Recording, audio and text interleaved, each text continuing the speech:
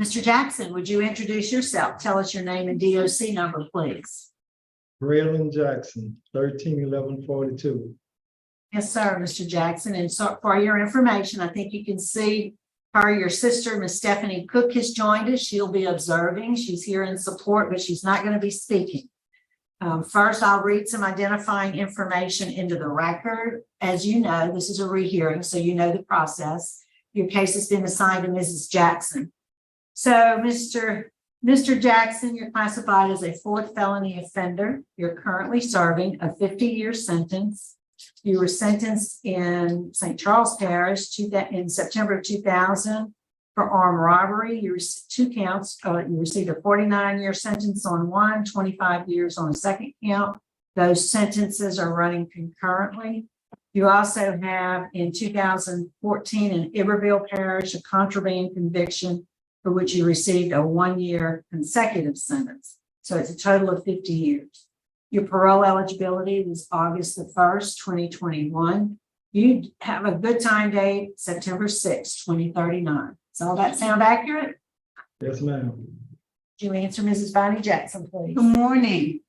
Good morning. How are you? I'm fine. Yourself? Are you a little nervous? Yes, ma'am. Okay, well, just relax, okay? How old are you? 54.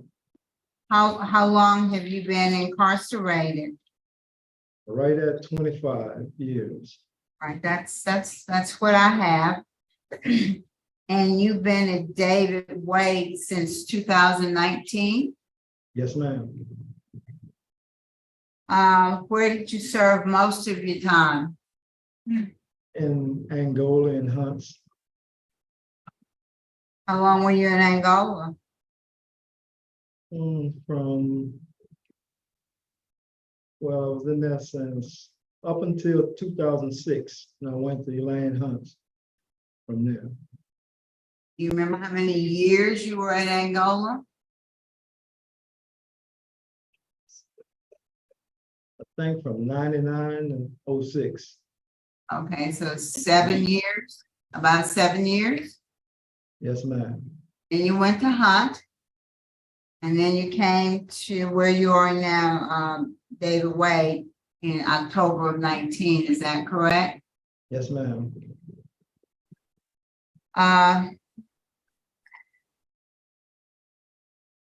The information I have is that there was a card game going on, and you and another person barged into the room, and the people, 2 people burst into the room. There was a card game going on, and the participants were robbed.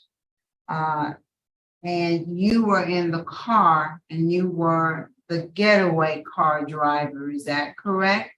Yes, ma'am. So you never went into the place where the card game was going on? No, ma'am. And you never had a weapon or pulled a weapon on anybody? No, ma'am. But you ended up with a 49-year sentence. Is that correct? Yes, ma'am. Well, I'm a little confused because you had some co-defendants. One got accessory after the fact. It was a female, and she got 5 years. And then Mr. Travis Frank pled guilty to 13 counts of simple robbery, and he got 7 years, and he was placed on probation. And then Colin Dewey pled guilty to simple robbery, 12 counts. He got 7 years, and that was suspended, and he was placed on probation. So I'm kind of confused at how, if you were in fact the getaway driver, how you ended up, even though you had a prior criminal record, how you ended up with 25 years, 49 years, and everybody else got probation. Why do you think that was? Because I took them to trial and both of them testified against me. And they testified that you were the getaway driver, or they testified that you participated in the actual robbery? They testified that I planned the robbery. I see. Okay, I got you. And did you plan the robbery? I had a hand in it, yes. All right. Appreciate your honesty. So do you have a job at the prison right now? Yes, ma'am. What's your job? The weight shed orderly. The work shed orderly? The weight shed orderly. Weight shed orderly. Yes, What ma'am. do you do there? Well, I make sure everything wiped down, all of the weights put up and kept up. Make sure the guys have ice and water out there. How long have you had that job? For about close to a year. Okay, what'd you do before then? What was your other job before the weight room orderly? Well, here I was idle, You were Just- idle? taking classes. Got you. At Hunt, what was your job? I had a number of jobs. I was a tutor for the carpenter shop. I was an academic tutor. I worked in the kitchen. And I worked on the grass crew. Okay. And in Angola, did you have a job? Yes, I was the ice outlet in the dorm market.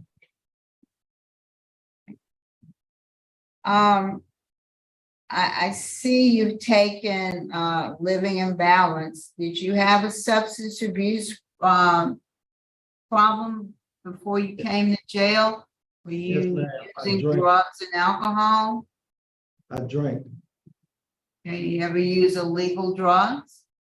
No, ma'am. Not even marijuana?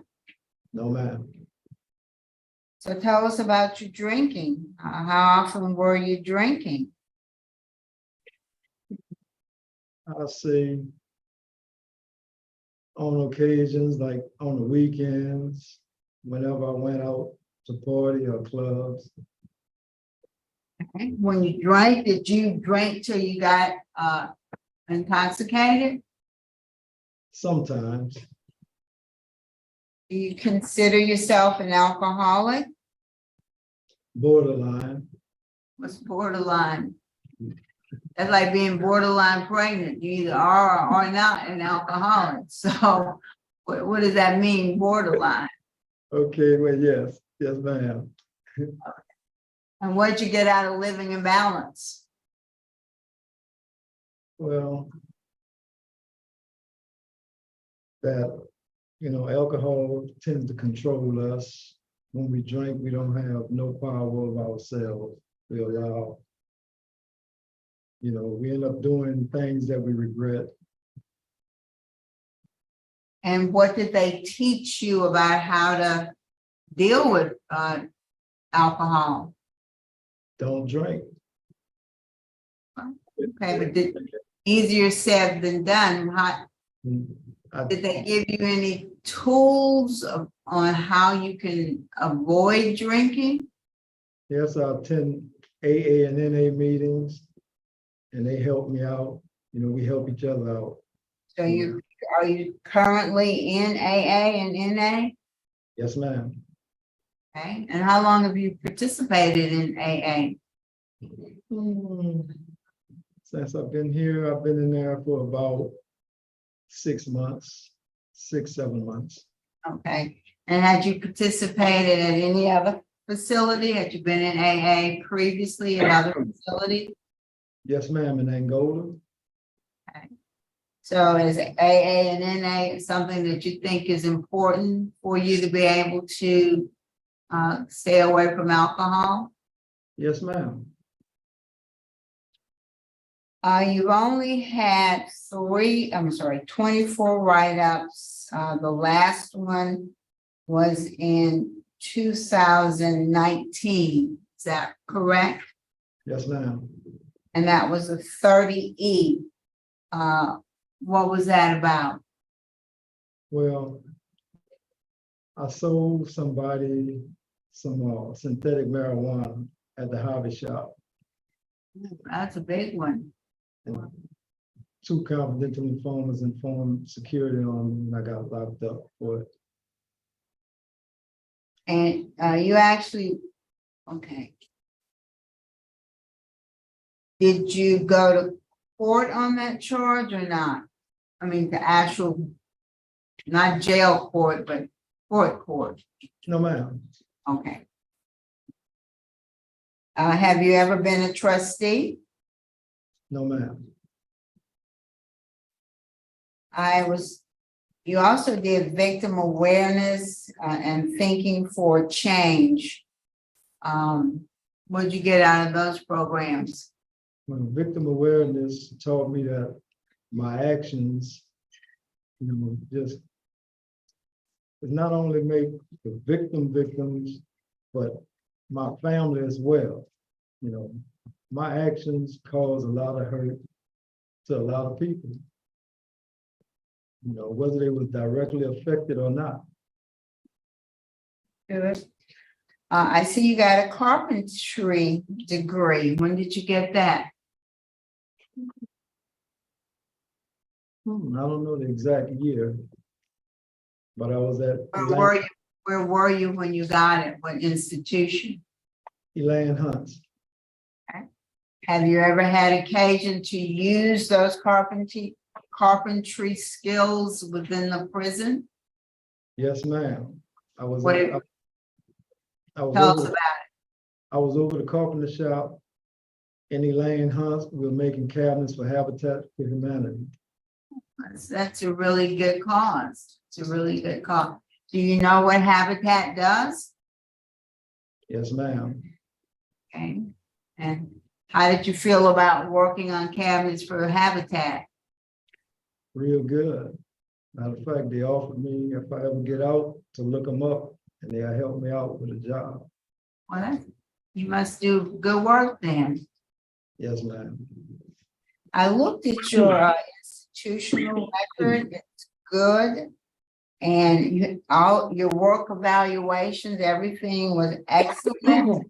And you were described as a inmate. Are you still a volunteer nighttime tutor? No, ma'am, not here. Okay, where were you a nighttime tutor? At Elaine Hunt's. Okay, and you tutored people who had jobs during the day and Yep. is that GED tutoring? What kind of Yes, ma'am. tutoring was it? Academic and GED tutoring. If you were successful, Mr. Jackson, what would your transition plan be? Where would you live and where would you work? Well, as of now, I would go live with my mother to help her out because she wasn't doing too good. She's elderly. And she's feeling the effects of me not being there. I was the only son, and I, let her down, and she took it hard. And I have a job lined up as a demolition construction type job as a laborer. And what parish or town would you go back to? St. John the Baptist Parish, Reserve, Louisiana. And the Habitat house or where they offered you to look them up, where is that Habitat located? Baton Rouge. Baton Rouge. Okay. What can you tell us about Mr. Jackson? Well, Ms. Jackson, I've had many conversations with Graylyn over the past couple of years since he's arrived. I think Colonel Tolliver hit it on the head when he said he's a model inmate. He does have a lot of employable skill sets. He's an excellent carpenter. He's currently being screened to assist in our carpentry class as a tutor and teacher. So that's something he'd be if not given a favorable recommendation, he's probably going to be taking that at full force very soon. He is a registered tutor, and even though he's not, tutoring in the capacity that he was at Hunt, we catch him tutoring in the dormitories all the time, off the record. So, Unauthorized tutoring? yes, right. So he does participate in all of that. He's nervous today. I can tell. You see the smile on his face. That's kind of what you see all the time when you see Graylyn on the yard. Obviously, he has some family support.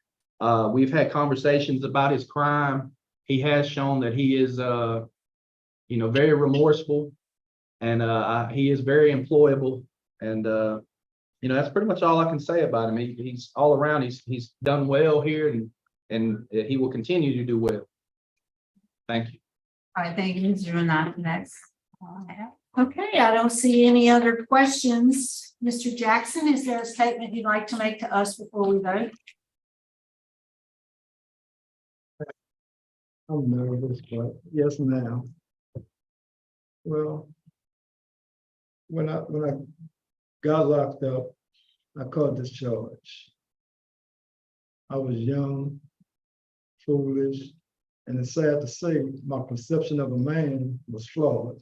And it took me coming to prison to really find myself and find out what being a real man was all about. And I was glad I had a lot of people working with me to give me a chance to show that I have changed and become the man that I was supposed to be from the beginning. That's it. All right. I think we're ready to vote, Mrs. Jackson. All right, Mr. Jackson, you've done really well. You've really done well. I could tell you were nervous. And you're probably a man of few words anyway. But I think you've done well. You've been in prison for 25 years. You've done good programming. You don't have any significant amount of opposition. Only one victim was opposed, one was not opposed, one is deceased, and 3 victims had no comment.